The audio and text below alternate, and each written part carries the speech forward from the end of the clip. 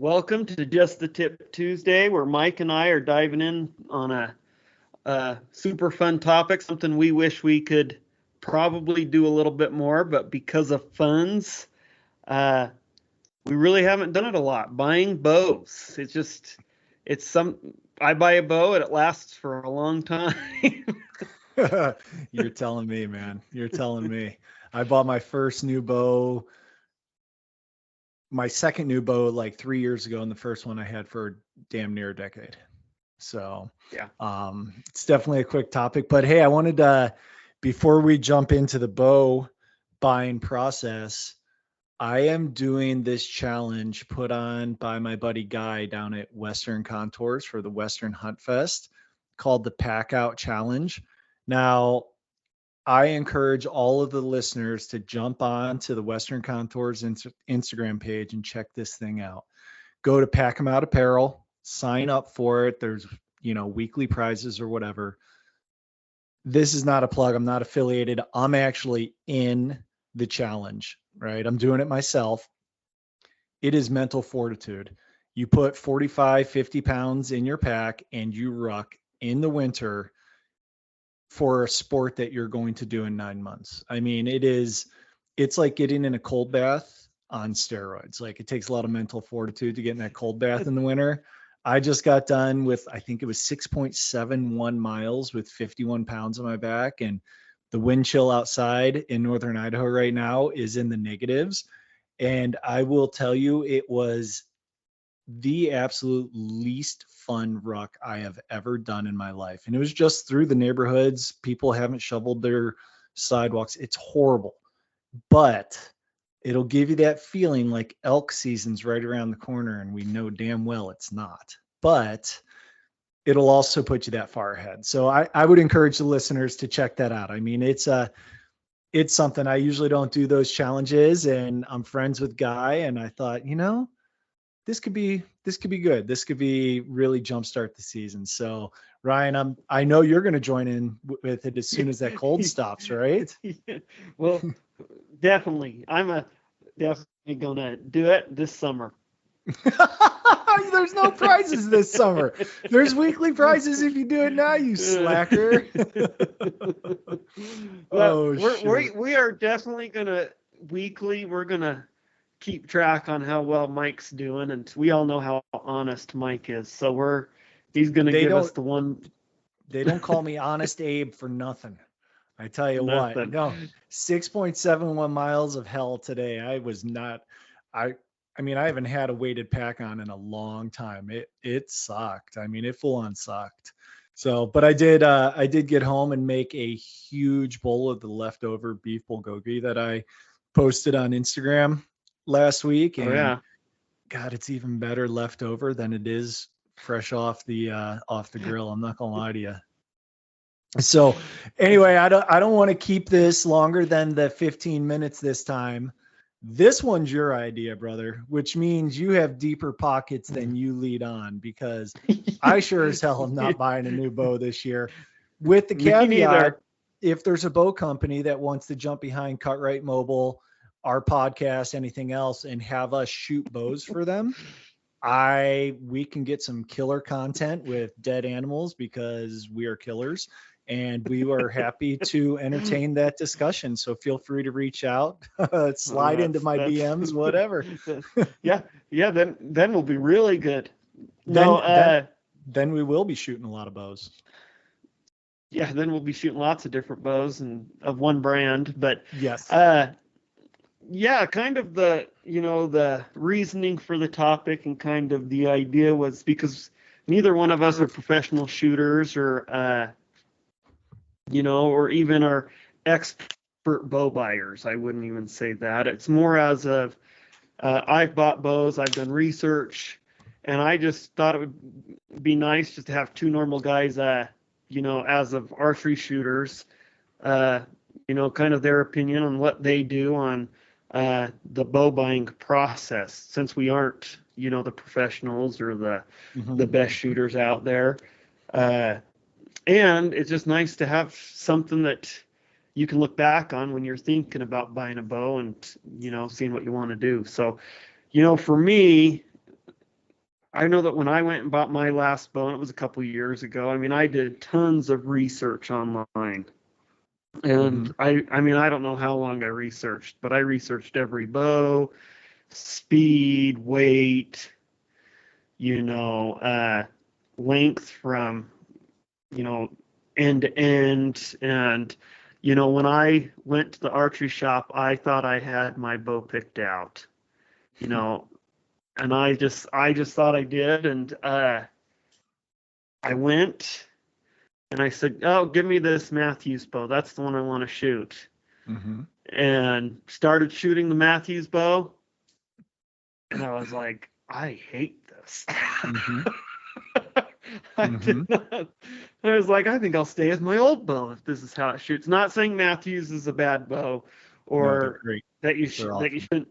you shouldn't get it. But I was bound and determined that was the bow I was going to shoot, and I shot it, and I did not like it.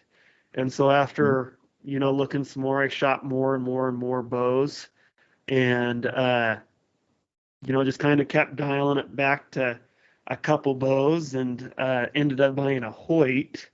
Mhm. But there's one thing I wish I would have done, and that's part of the reason I wanted to do the podcast, because maybe me mentioning this will make it so somebody else can not make the same mistake, even if it wasn't a mistake, but because I love Mhm. my bow. But I wish I would have went and shot him again. I wish Mhm. I could would have went home, slept on it, and then went and shot the bows again instead of shooting and buying that day. Yep. And so I went from research to shooting tons of bows, and I wish I would have picked my favorites, shot them, went home, slept on it, maybe went back that weekend and to see if it felt the same. That's great advice. Shoot, take a day or two away, and then go shoot again to see if your top three or top one or two or whatever is in that same lineup. Um, I would add, so I bought my bow 3 years ago. I came from a bow company that is no longer even being manufactured. It was like 12 years old, and it was just on the shelf for a couple years, so I got it. And I am shooting a Hoyt Ventum 33. And I went into the bow shop, and the only thing I knew was I wanted a 33-inch draw, or a 33-inch axle to axle rather. Um, and now that is something to consider before going to your bow shop, your height and your draw length. For example, I have a 31 and a half to 31 and some change draw length. So shooting a 29-inch axle to axle bow, that's a really steep string angle for me. And I don't like that. I don't care if it's a pound and a half or whatever lighter. I don't like that. I like to have a 33-inch bow. I shot the Matthews 35-inch, and it felt like a semi truck. It was way too big.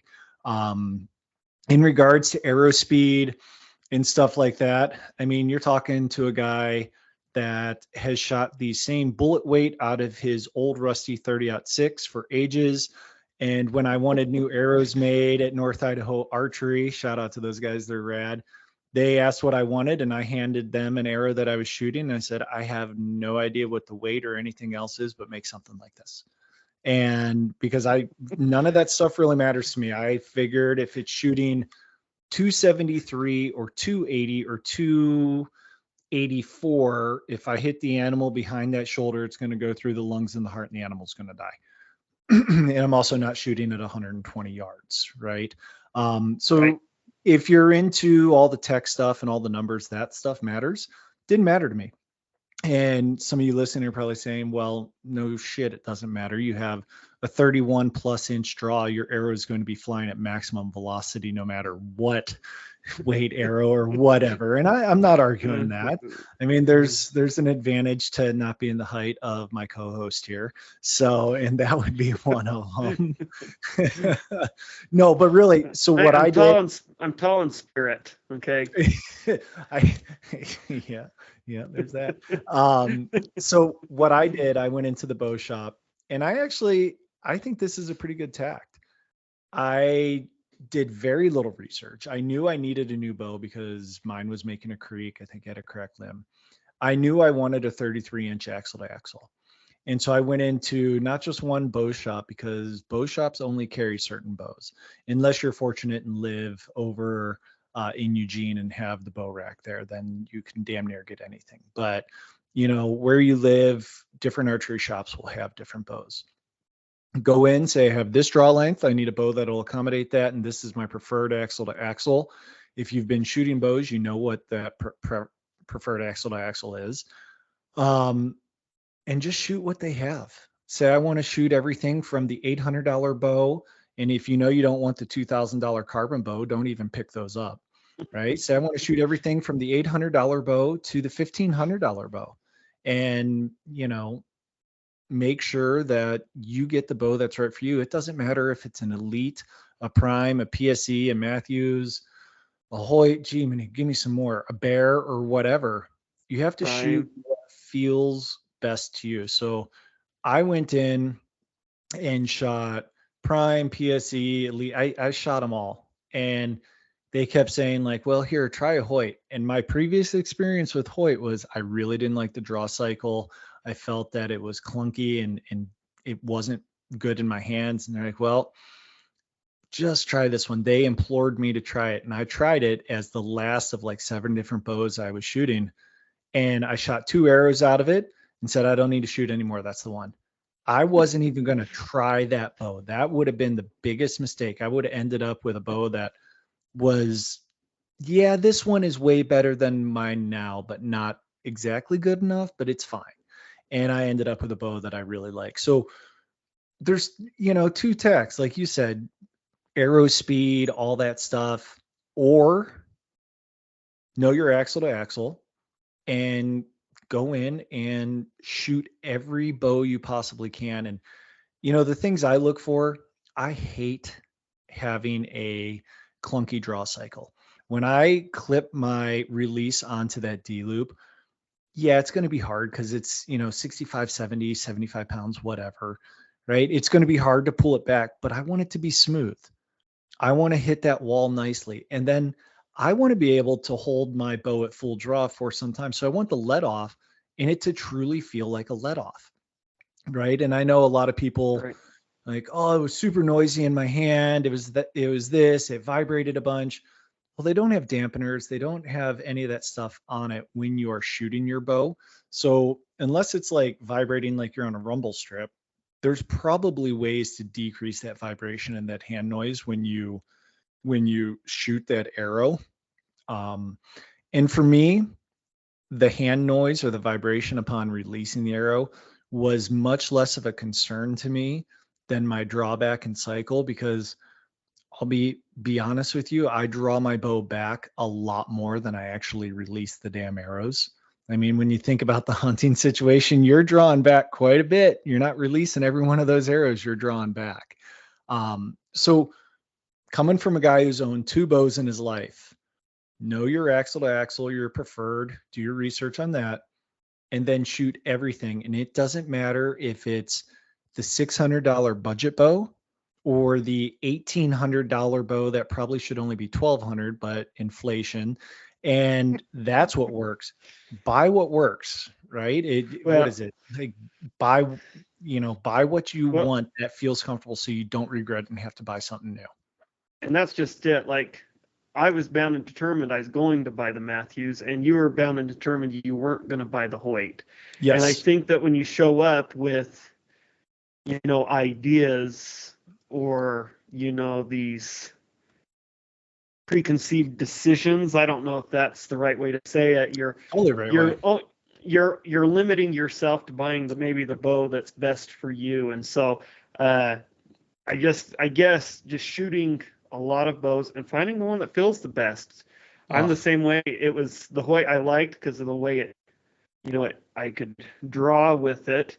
And then I liked that when I did release, it was solid.